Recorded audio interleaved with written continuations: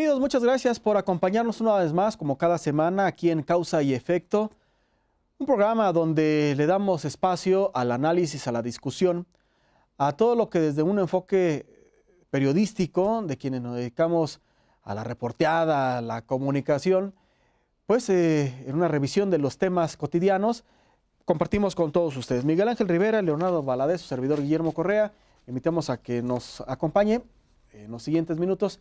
Temas muy interesantes. Miguel Ángel, ¿cómo te va? ¿Qué tal? Muy bien, Guillermo. Leonardo. Mucho gusto. Bien, Guillermo, buenas.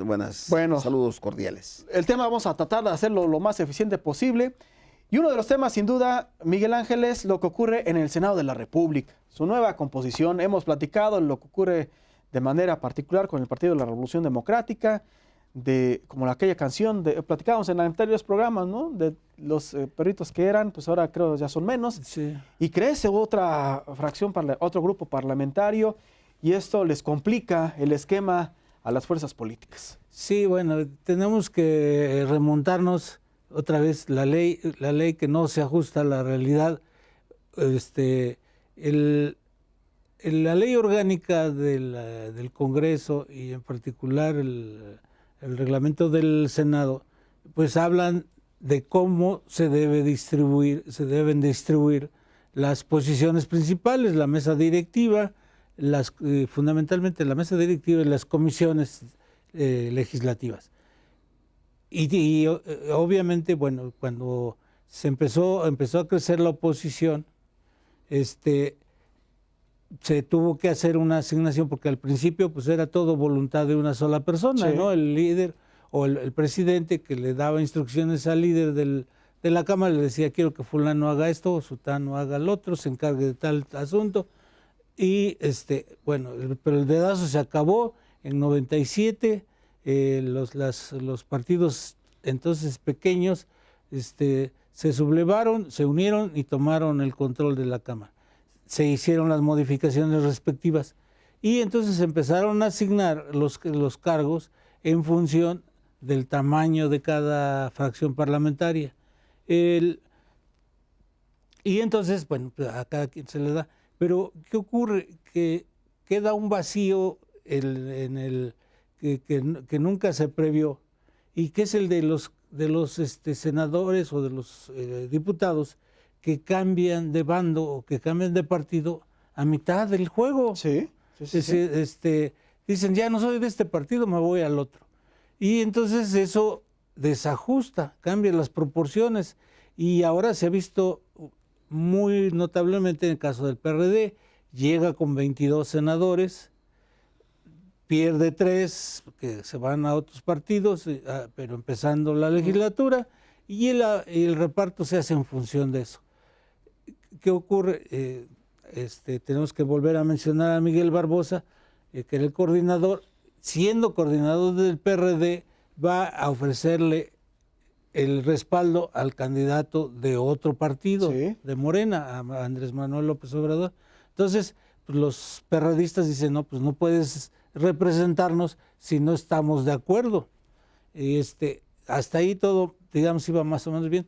Pero había otros 8 senadores del PRD que estaban de acuerdo con su coordinador. Y finalmente, después de muchos dimes y diretes, se van a otro grupo, se van al PT, que apenas tenía 5, me parece, o 6. Los necesarios para hacer una fracción parlamentaria. Y entonces dicen, pues creció el niño, ahora hay que darle más, sí, y hay que quitarle al otro que se volvió enanito. Los votos siguen siendo los mismos, eso no ha cambiado. Probablemente también han perdido, pero esto se verá al hacer el recuento de las votaciones. Pero en lo interno las proporciones cambian. Entonces al PRD, al PT, que crece repentinamente, hay que darle más posiciones. Y yo creo que uno de los casos más notables y sobresalientes es el de la misma Alejandra Barrales, la presidenta del PRD, que regresó al Senado, a su cargo en el Senado, para tratar de poner orden. Y entonces, entre otras comisiones, le asignan en realidad es comisión, pero le dicen comité de administración. Sí, sí, el comité responsable de sí. los recursos. Y Pues. le duró 2 días, porque un día la nombran y a los 2 o 3 días le dicen, ¿sabes qué? No, ya no te toca porque ya no es del PRD, es del PT. Y todo esto da, por supuesto, para la crónica parlamentaria de la que eres especialista, Mira, Leonardo. Y no sé si se llega a comparar con lo ocurrido en años anteriores o en otras legislaturas. No, sí, claro. Y ahora mencionó Miguel Ángel el año 97, que es cuando entra la 56 legislatura. Esa es la historia viva de este país. Durante 70 años, 60 y tantos, no sé cómo llevaba en ese momento el PRI. Era el gobierno del PRI en la Cámara de Diputados. El presidente de la Cámara de Diputados era el mismo líder del grupo parlamentario. Tenía 4 cargos específicos, sin mal no Era recuerdo. presidente del ¿qué? De la Gran Comisión. De la Gran Comisión de la Cámara de Diputados. Era el control total. Cuando el PRI, que por cierto, si nos vamos a los porcentajes, no pierde mayoría en la Cámara de Diputados, pero como ya hay otros mecanismos de poder, creo que todavía era el Instituto Federal Electoral, interviene y para la gobernabilidad del Congreso le quita posiciones al PRI y ya no lo deja como mayoría. En ese momento 4 partidos toman el control. Carlos Medina Plasencia, Partido Acción Nacional. Sí. Porfirio Muñoz Ledo, PRD. El Niño Verde, lo confundo con el papá. Jorge Martínez González, creo que es Partido Verde. El Niño Verde, Partido Verde. Y Óscar Yáñez, el Tirantes, del PT. En ese momento llegó la incertidumbre a tal nivel que no había forma de instalar en tiempo y forma, conforme a la legalidad, el inicio de la legislatura. Otra más, Ricardo Monreal en ese momento defendía al PRI. Ah, bueno, sí, claro, era priista, era de la cúpula con tabasqueño Núñez, Arturo Núñez, que era Arturo Núñez. Se fueron al PRD, ¿no? Sí, y Ricardo con toda la razón del mundo, sí. Se la hicieron, le hicieron una chicanada. Bueno. Porque él era el candidato natural al gobierno de Zacatecas. Vamos a la pausa, vamos a hacer primera pausa. Regresamos con este tema de esta nueva conformación al interior del Senado de la República. Y de la Cámara de Diputados. Este cambio de cachuchas, que dirían, y sobre todo, pues sí, de cara a las elecciones del 2018, de lo cual también estaremos platicando aquí en Causa y Efecto. Gracias por todos sus comentarios de manera anticipada que nos hacen a través de las redes sociales y a través de nuestro correo electrónico en causa-y-efecto@hotmail.com. Es muy breve, no le cambie, por favor.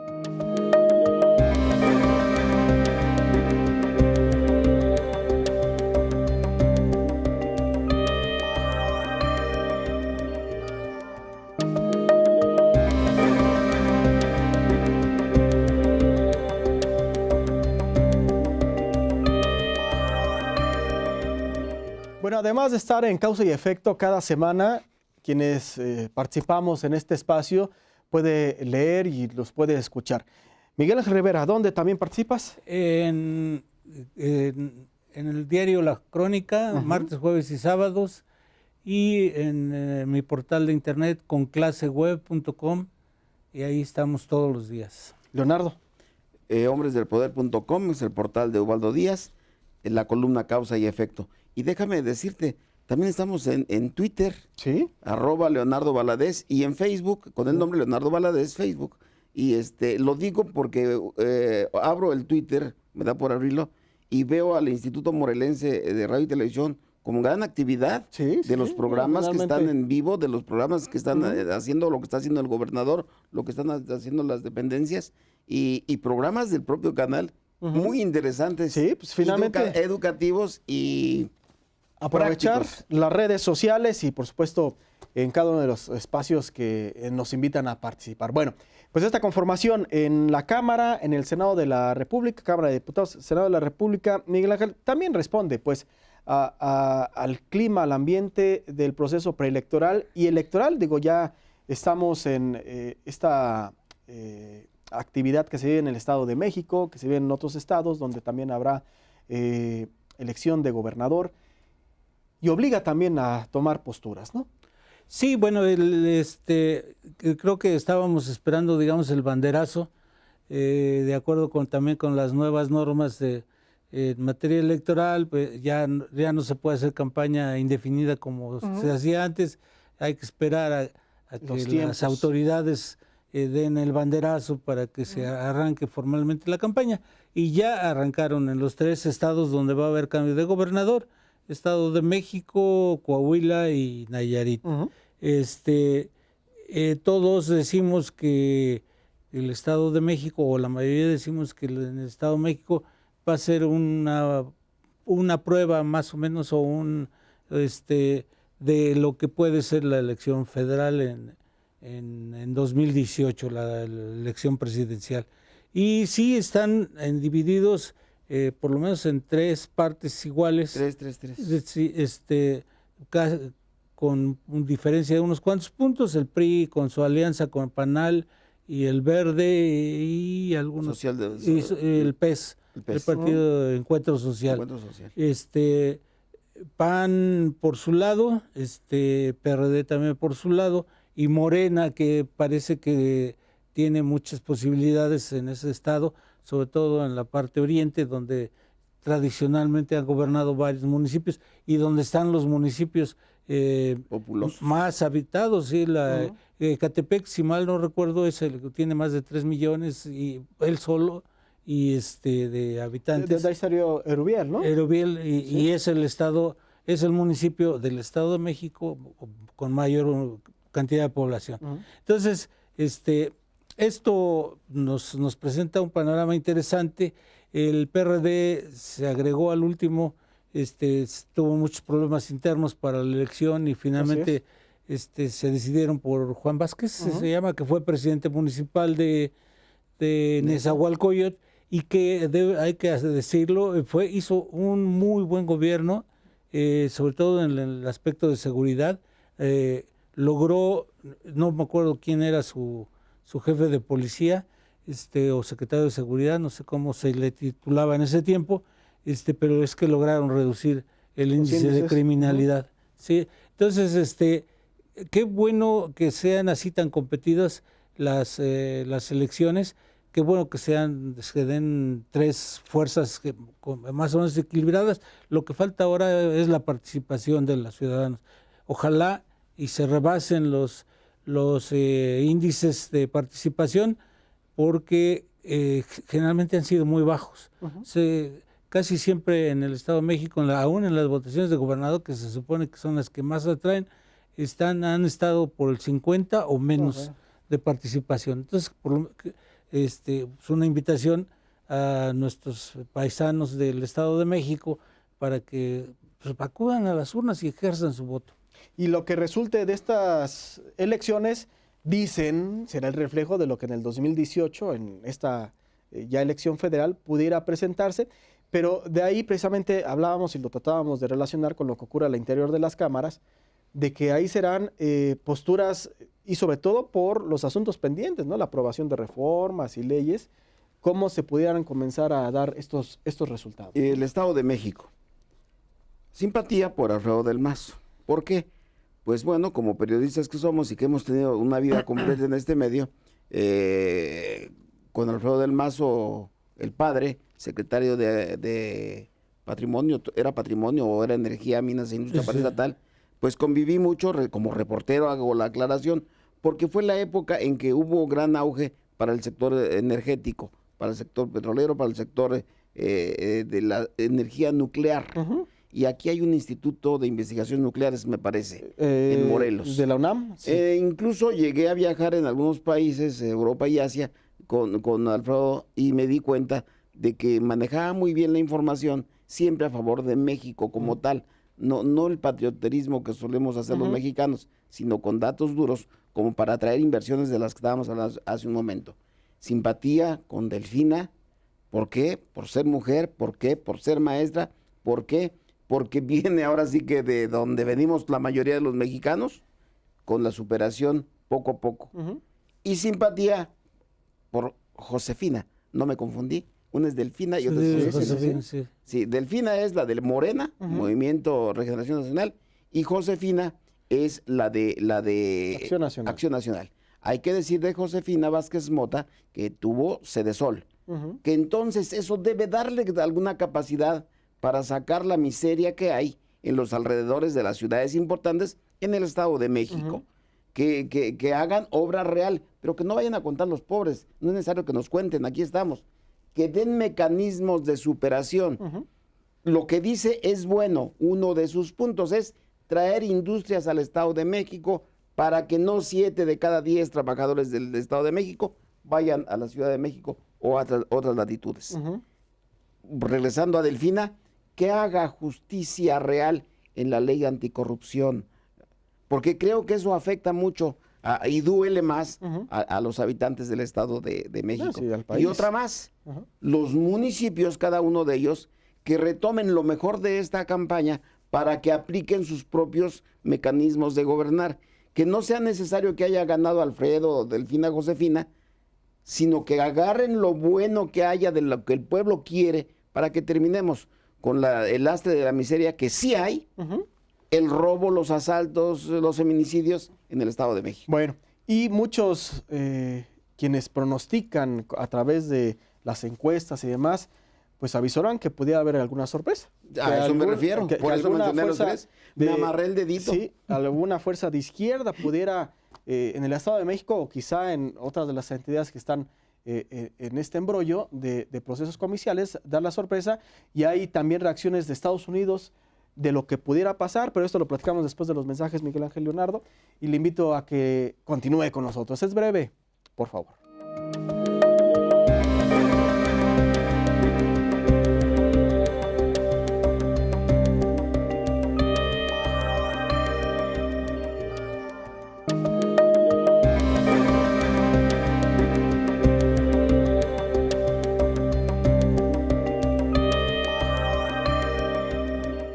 Estamos de regreso aquí en Causa y Efecto, donde estamos analizando una serie de temas, discutiendo desde la óptica periodística de los medios de comunicación de lo que ocurre.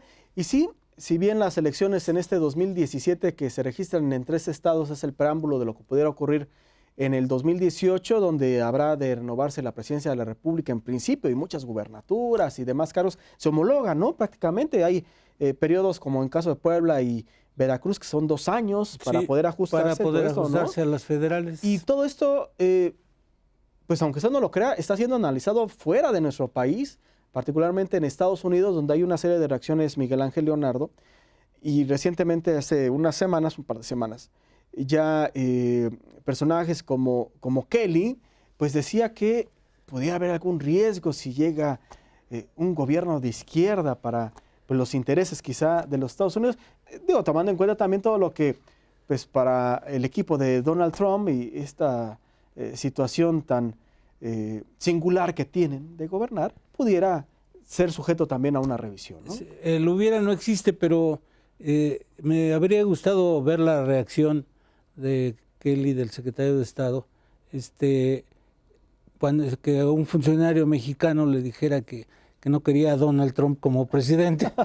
Sí. Pero bueno, es que la verdad es que la tradición de los Estados Unidos, la tradición intervencionista, no es crítica, bueno, sí es crítica, pero es historia, ha sido de intervención en muchos países del mundo y en especial en América Latina. La doctrina Monroe, que le llaman, que es América para los americanos, es para los Estados Unidos. Sí, o sea, sí. Ellos son América, los demás no sé qué somos, pero entonces tenemos en la historia las intervenciones en Guatemala de Jacobo Arbenz, de las primeras a mediados o en la primera parte del siglo pasado, la de Salvador Allende, que fue tan notoria en Chile porque era la primera vez que un gobierno socialista llegaba al poder vía elecciones. En todos los demás casos siempre habían llegado por golpes de Estado o por revoluciones. Y bueno, intervinieron en Brasil, intervinieron en Argentina, invadieron Panamá, también hubo intervención en Dominicana, en Haití. O sea, la historia es muy larga del intervencionismo de los Estados Unidos y desafortunadamente parece que quieren seguir por esa vía. no estoy, o sea, ni doy mi voto ahorita por la izquierda o por la derecha, sino, pero pues, que nos dejen decidir a nosotros. Y eventualmente, si hubiera un gobierno de izquierda, pues tendrían que llegar a un acuerdo con ellos. Claro.